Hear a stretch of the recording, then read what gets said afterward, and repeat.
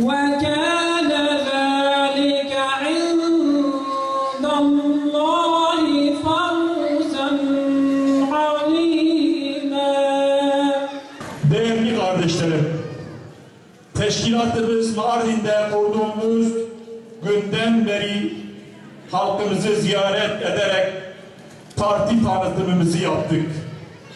Gittiğimiz, ziyaret ettiğimiz her yerde ve ilçe başkanlarımızla yaptığımız istişarelerde gördük ki duyarlı Müslüman halkımız bu seçim sürecinde bizleri ve partimizi sahiplenmiştir.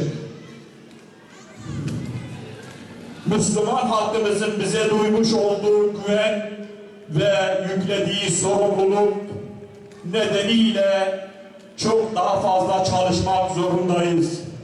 Partisi olarak ne pahasına olursa olsun hiç kimsenin dinine, ırkına ve ideolojisine bakılmaksızın bu hizmetten herkesin eşit şekilde faydalanması gerektiği bilinciyle hareket edeceğiz inşallah.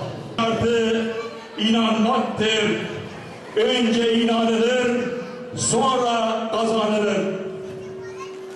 30 Mart 2014 günü Cenab-ı Allah'ın izniyle Hür Dava Partisi'nin kazanacağı belediyelerin girişine rüşvet alan da veren de mel'undur hadisini